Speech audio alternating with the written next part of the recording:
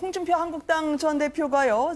지방선거 패배 이후에 넉 달 만에 대구를 찾았고요. 자유한국당은 지금 보수가 단일 대우로 다 뭉쳐야 한다. 전에는 좀 양해를 구한다라고 뒤로 물러섰다가 적극적으로 그리고 노골적으로 이야기를 하고 있습니다. 관련 발언부터요. 먼저 들어보고 나서 이야기 이어가도록 하겠습니다.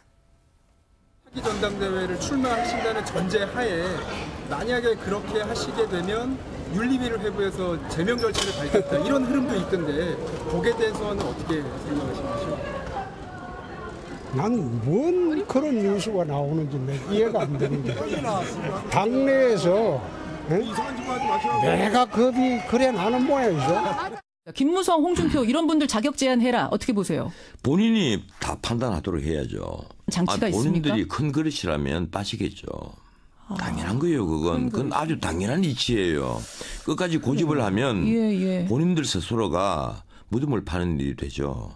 이번 행사를 계기로 당권에 좀 더 적극적으로 나서는 거 아니냐 정책 뭐 이런 시각도 많은데요. 예, 청년들을 챙기고 있고 우리 사회의 어려운 사람들을 챙기는 일을 해야 될 것 같습니다. 예. 황교안 전 총리라든가 등등등등. 또 국정을 바로잡는 것이 중요하지 않느냐 그런 맥락에서 이런저런 분들을 지금 접촉해 보려고 애를 쓰고 있는 거죠. 홍준표 전 대표가 대구에 가서 한 얘기를 들으면 나는 큰 그릇은 큰 그릇인데 빠지지 않겠다라는 뜻 아닐까 싶어요. 당권 도전에 대해서도 본인이 말씀 안 한 걸로 오히려 더 해석이 가능하던데 말이죠, 교수님. 네, 충분하게 홍준표 전 대표가 정치적인 욕심을 내려놨다 보기는 어려운 측면이 있을 겁니다. 지금 전원책 변호사가 조광특위 위원으로 와서 일단 홍준표 전 대표의 당대표 출마에 굉장히 부정적인 입장을 얘기하고 있고요. 이건 홍준표 전 대표뿐만이 아니라 김무성 전 대표에 대해서도 그리고 황교안 전 대행에 대해서도 마찬가지입니다. 그러니까 각각의 인물이 갖고 있는 특징이라는 건 전에 지방선거에서의 참패의 대권과 책임이 있는 거고요. 네. 또 한 분 같은 경우는 보수 분열에 대한 책임, 또 한 분 같은 경우는 박근혜 전 대통령 탄핵 과정에서의 국정농단의 책임 이런 것들을 얘기하는 것 같습니다. 그러니까 지금 김병준 비대위와 전원책 조광특위 위원이 하고자 하는 것은 결국 보수 통합에 관한 길이기 때문에 누군가가 전당대회에 출마함으로 인해서 이 보수 통합에 대한 단일 대우가 깨지게 된다면 그것은 결단코 막겠다라고 하는 의지를 필요하는 것 같고요. 그렇기 때문에 더더군다나 홍준표 전 대표 등이 이러한 위험 부담을 감수하고 이번에 있는 2월달 전당대회에 출마할 가능성은 점점 낮아지는 것이 아닌가 이렇게 보입니다. 네. 지금 김병준 비대위원장이나 전원책 위원 이야기를 하는 걸 보면은요.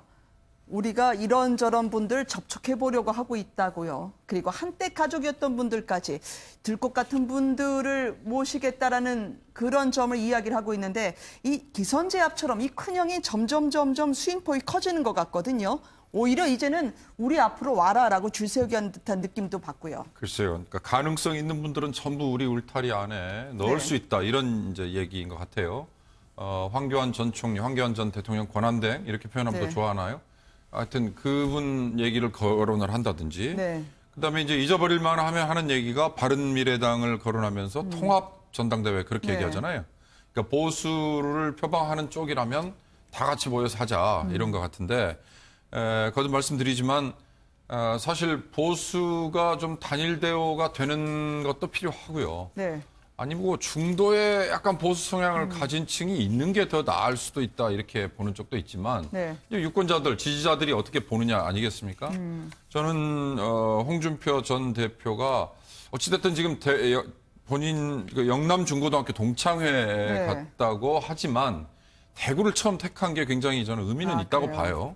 그러나 또 본인은 나 대구에서 국회의원 출마할 생각 없다 이렇게 또 선을 그었던데 정치인들 말 뭐 뒤집는 거는 뭐 다반사기 때문에 그건 두고 봐야겠죠. 그러나 어찌됐든 홍준표 전 대표 역시 대구 그쪽이 본인이 다시 정치를 시작하는데 토대가 될 수 있다. 디딤돌이 될 수 있다라고 판단을 한 것 같고. 문재인 정부에 대해서 계속 뭐 유리세나 좌파 정치 얘기하는 것도 그 연장선일까요? 저도 그렇게 봤습니다. 그 굉장히 공격적으로 얘기했어요. 뭐 좌파 척결 뭐 이런 표현까지 해갖고 그다음에 경제 문제 안 되는 걸 남북 문제로 덮으려고 하는데 뭐 택도 없다 뭐 이런 식의 뉘앙스였었고 또 청와대 경제 참모들 뭐 경질 얘기도 세게 했고요. 이런 걸로 보면 지금 문재인 정권에 대해서 공격을 해야 어찌됐든 본인의 입지가 다시 확보가 되는 걸로 그렇게 판단을 한 것 같아요. 네. 지금 홍준표 전 대표가 절대 이 이슈에서 빠지지 않겠다는 듯 지속적으로 SNS로 의견 개진을 하고 있는데요. 자유한국당은 바른미래당을 향해서요. 조금 더 강압적인 메시지를 내고 있습니다. 손학규 대표 이런 말까지는 안 하는데 상당히 격앙된 표현까지 써가면서요. 발언을 이어가던데요. 잠깐 들어보시도록 하겠습니다. 한국당의 보수통합 움직임에 대한 나갈 사람 나가라 이 말 말이죠. 그러면 다른 정당에 있는 현역 의원분이나 그런 분들도 따로 만날 계획이 있습니까? 예. 제가 이미 그 몇몇 중진들 분에게는 지역별도 좋고 또 그룹별로도 좋고 좀 만나고 싶다 하는 의견을 통보를 했습니다. 했고 곧 세부적인 일정을 다 잡겠습니다.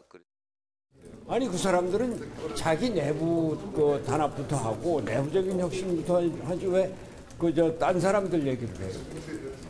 막말로 웃기는 얘기예요. 나는 지금 자유한국당이 앞으로 그 다음 총선에서 없어질 정당이라고 보는 겁니다. 뭐 만약에 우리 당에서 가야 될 사람이 있다, 갈 사람이 있다, 가라 이 얘기입니다. 꼭 가야 될 사람은 가라 이 얘기예요. 상당히 격앙된 표정이던데요, 이 변호사님.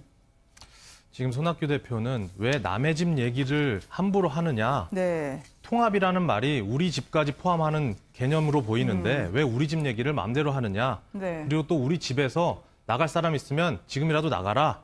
이렇게 선을 긋는 입장입니다. 네. 근데 전원책 변호사가 최근에 어떤 방송에 나와서 이런 부분, 통합 전대가 과연 무엇이냐라는 물음에 대해서 또 이렇게 대답을 했어요.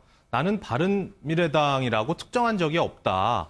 네. 바른미래당이 아니라 내가 통합이라고 의미한 것은 일종의 보수의 울타리 안에 들어와 있는 사람들이 모두 다 같이 들어올 수 있는 사람을 어떤 통로를 열어놓겠다는 의미이다. 네. 라는 정도로 어떻게 보면 약간 한 발 뺀 발언을 한 거거든요. 네. 근데 사실 손학규 대표 입장에서는 지금 최근 5일에 이미 바른미래당 내부적으로 조강특위가 또 열렸습니다. 그래서 내부적인 어떤 조직 강화를 하고 있는 상황인데 이렇게 자유한국당에서 이런 논의를 먼저 한다는 것 자체가 불쾌할 수도 있는 부분이고 네.